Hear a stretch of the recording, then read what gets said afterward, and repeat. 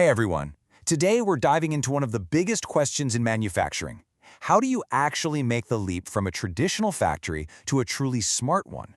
It's a massive undertaking, and you know what? The secret isn't what you might think. And this quote right here, it just hits the nail on the head. We get so caught up in the latest robots, the fanciest software, but none of that matters without the right people.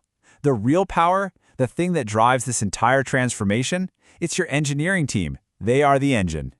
So that's the million-dollar question, isn't it? How do you actually build this high-performance engine? Well, that's exactly what we're going to break down right now. Think of this as your playbook for designing, building, and running the perfect engineering team for the Industry 4.0 world. All right, let's get right into it. Section 1, the engine of transformation. Because, before we can talk about the solution, we've got to be crystal clear on the problem. Moving to smart manufacturing, it's not just a small step, it's a huge leap that needs a totally new kind of team leading the charge. And this is the absolute key takeaway. It's so easy to think that buying the latest tech is the answer, but it's not. The technology is just a tool. The real magic happens when you have the right team structure, the right skills, and the right system for them to work in. It's always about the people. Okay, now for the really fun part, designing your A-team. Let's start putting together the blueprint. What does this engine actually look like? We're going to start with how big it should be and who needs to be on it. So get this. For a factory with around 600 people, the magic number is somewhere between 12 and 18 engineers. The whole philosophy here is small and mighty. We're not talking about some giant bureaucratic department. We're talking about a lean, mean, specialized crew where every single person plays a critical role. So who are these people? Well, you've got your process engineers, the PEs. They're the ones who define exactly how a product gets made. Then you have your industrial engineers, or IEs, who are just obsessed with making everything faster and more efficient. Your equipment and automation engineers make sure the machines are talking to the network and running smoothly. The quality engineers are your detectives, hunting down any and all defects. Then you have the data and AI engineers, who are turning all that factory data into gold. And finally, the NPI engineers, making sure new products get launched without a hitch. Every one of them is a vital piece of the puzzle. And when you look at how this team is actually put together, you can see it's no accident. There's a really strong base of those core roles, process, industrial, and equipment. But look at where the other big investments are, in data and in quality. That specific balance is what makes this a smart factory team, not just a traditional one. Okay, so you've got the roles figured out, but that's only half the battle, right? The people filling those roles need a very specific kind of DNA. We're talking about a really modern mix of deep, specialized skills and broad collaborative knowledge. And the model for this is the T-shaped professional. Now, this is a pretty revolutionary idea for the factory floor. Usually engineers kind of stay in their own lane, but not here. Every single person needs to have deep expertise in their main job, that's the vertical part of the T, but, and this is the crucial part, they also need a solid working knowledge of at least two other areas. That's the horizontal bar. Why? Because that's what demolishes silos and sparks real innovation.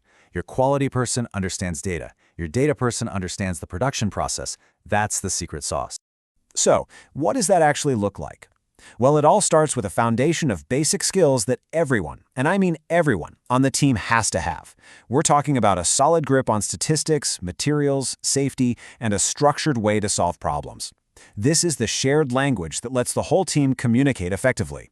Then on top of that foundation, you build the P layer, the professional skills. This is that deep, vertical bar of the T we were just talking about. This is where your process engineer becomes an absolute master of things like electronic standard operating procedures.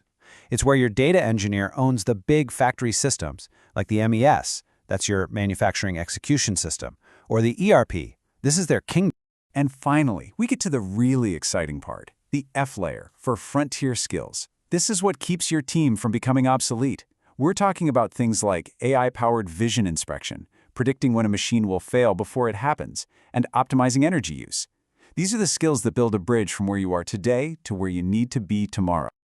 Okay, we know what roles we need, we know the DNA they should have, but where do you find these people, and how do you know they're the real deal? And once you hire them, how do you turn them into manufacturing heroes? Let's talk about the talent pipeline. It all starts with a super intense 4-round interview process. And this is not your typical tell me about yourself interview. Forget the resume. We're talking about giving them a real video from the production line to analyze, a real case study to solve. They even have to simulate a technical call with an overseas supplier. You're testing what they can do, not just what they say they can do. And once they're on the team, it's not a dead-end job. There's a crystal clear path for growth. You might come in at L1, just executing tasks. But soon, you're at L2, leading small projects. By L3, you're managing bigger ones. And before you know it, you could be at L5, setting the entire strategy. This is a true career path, and that's huge for attracting and keeping top talent. You want new hires to be making an impact, like yesterday, right? Well, a structured 30, 60, 90-day plan is how you do it. In the first month, they learn the absolute essentials. By day 60, they're already contributing on their own. And get this, by day 90, they are leading their own small improvement project with real, measurable results. It's a total sprint from learning to actually doing. All right, you've designed the team, you've hired the superstars, you've set them on a path to success. Now, how do you keep this engine running at peak performance, day in and day out? You need an operating system, a set of rhythms and rules that everyone lives by. The rhythm of the team is built on 2 key meetings.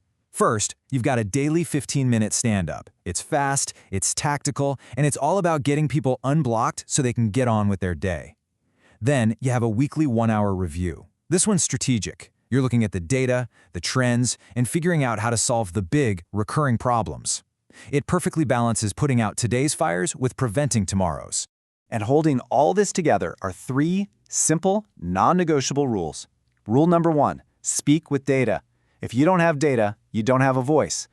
Rule number 2, pilot first, then scale. Never bet the whole factory on an unproven idea. Test it small, prove it works, then roll it out. And rule number 3, respect the craft, but embrace the tech. Technology is there to make your skilled workers even better, not to replace them. These rules are everything. This all sounds great in theory, but what about the results? What's the actual payoff? When you build this engine and you run this operating system, what tangible improvements should you expect to see on the factory floor? Here you go. It's not some vague promise, it's hard numbers. You should be aiming for a 30% drop in the time it takes to change over a production line, a 10-point jump in your overall equipment effectiveness, or OEE, and a first-pass yield, meaning you make it right the first time, of over 90%.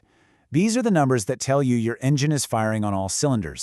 So there you have it. We've walked through the blueprint, the DNA of the team, how to hire them, and the system to make them successful. The entire playbook is right here. The only real question left is, are you ready to start building?